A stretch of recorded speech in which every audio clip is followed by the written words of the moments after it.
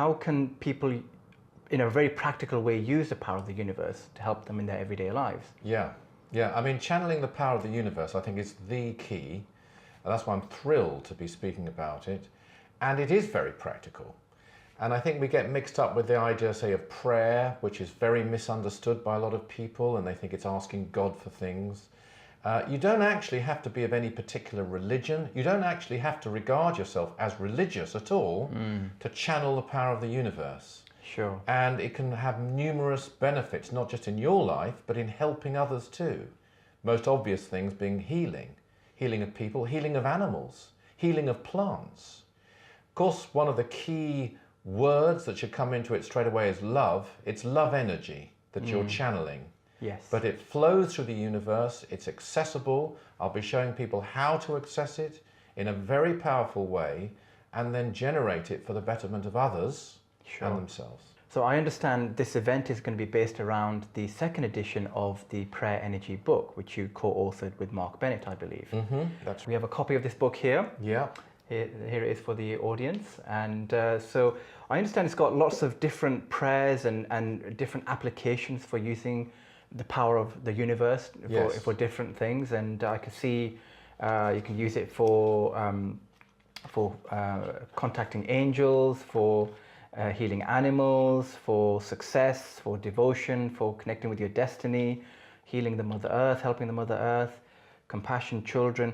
So could you share a little bit about, maybe give us an example from your life of how you've used the power of the universe to help you in your life? I mean, first of all, this new edition, brought up by Cico Books, the subtitle is Channel the Power of the Universe, which is new. That wasn't the title in the first edition. And I'm thrilled it's coming out because it's very practical. And Mark and I, especially Mark actually, researched numerous religious, and by religions I don't just mean the well-known big faiths, but also native, indigenous, tribal traditions as well. And what comes over is a whole universality of concepts in many of them, and they can all be used. But as I said earlier, you don't have to be religious at all to believe in the power of positive thinking, the power of visualization, love, vibrations. I think everybody watching this will have picked up vibes, and they'll talk about it. You know, you walk into a room, you pick up the vibe. You meet a person, you like the vibe, or you don't like the vibe, or what is that? That's just energy. They are channeling and conditioning the power of the universe with a particular energy. Now, if you channel and condition that with love, with blessing, with healing, then of course you can bring what used to be called miracles, but they're really just straightforward things. Now, you ask about my life. I mean, I'll give just one little example. Sure. Many years ago, I was a school teacher in a social priority school in my 20s, and it could be quite dangerous. Some teachers were attacked by some of the teenagers, especially in that school. And on one occasion, I was in a very tricky position where a violent child was coming in my direction and being egged on by the class. And in that position, and I'm not saying, I mean, people should protect themselves, take all the usual medical and other precautions in any situation.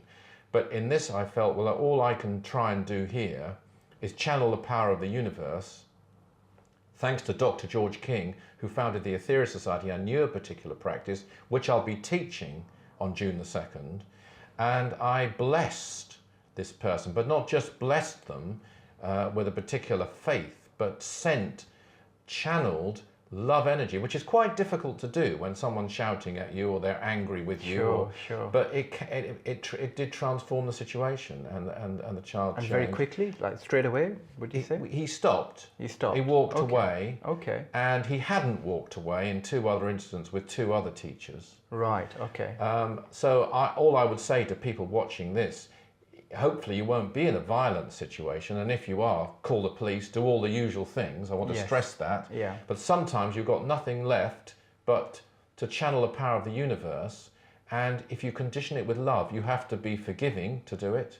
You have to transform any feelings of anger that you have, and it's not easy sometimes, but if you can do that, an argument can stop in its tracks. And I think what you've kind of pointed out there kind of reminds me that we do have a lot of power. We do have access to energy Absolutely. and power to influence things around us. Yeah.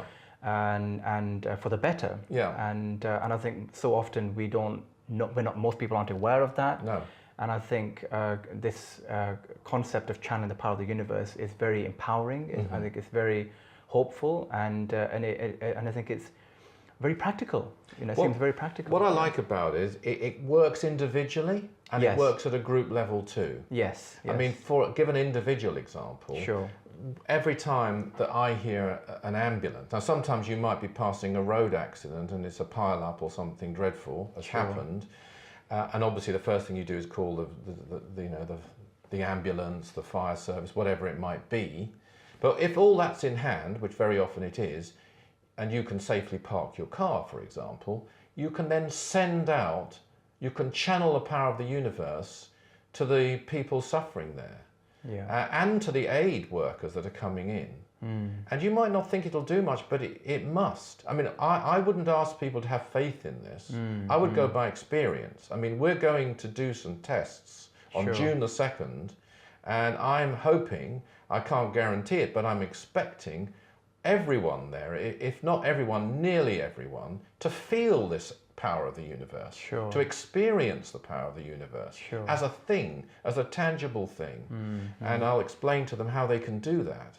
And so you just have to have faith in it, and then you can watch the results. To give a larger group example, we sent, and this would be last month, hundreds of hours of power from the universe, conditioned through prayer, through love, through healing, to the cyclone that was about to land in India. Now, this can also affect weather conditions, as many examples from indigenous tribal backgrounds would attest.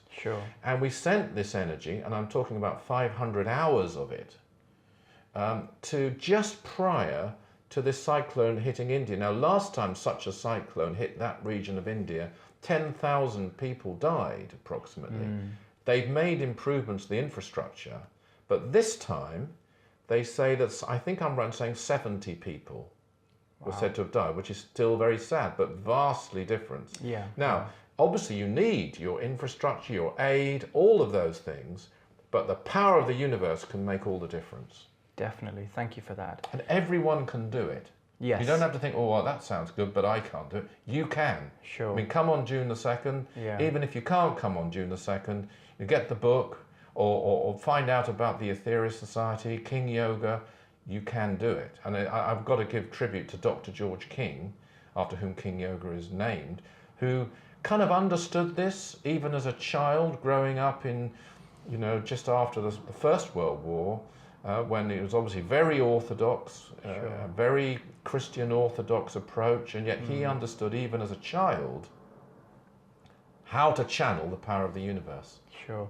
So, Richard, can you give us a little practical example, something that our viewers can actually do, a little test that they can do to channel the power of the universe to help them in some way? Certainly. Well, another thing you can do is we all get stressed, we all get depleted, and the what they call the chakra or the psychic center associated, if you like, with energy storage, most perhaps is the solar plexus center. And often you can feel energy in the solar plexus center. Place their right hand just above the navel and their left hand on top. Close the eyes and visualize white light flowing down through the arms, into the hands and the palms of the hands and into the solar plexus center. Now, if you can do that in a very calm way, and it might sound contradictory, you're stressed, you're tired, but just the act of doing this, and often accompanied by regular deep breathing in and out to a regular rhythm, will calm you, but it will also, because you're channeling the power of the universe, in this case to yourself, will charge up your solar plexus and re-energize you. Fantastic. Try it and let us know. Sure. Thank you. Yeah, that's very good. I can feel energy moving through my hands while I was just doing that practice just for the last few seconds. There are various things you can feel. You can feel a tingling around you sometimes when you do this, sometimes around the head and around the back, around the spine, and you can feel a heat And this heat in the palms of the hands isn't just a warm hand. Sure. This can be a very tangible, not just felt by you, but if you've got somebody you can do this with, sure. they can feel it most definitely coming from the palm of your hand.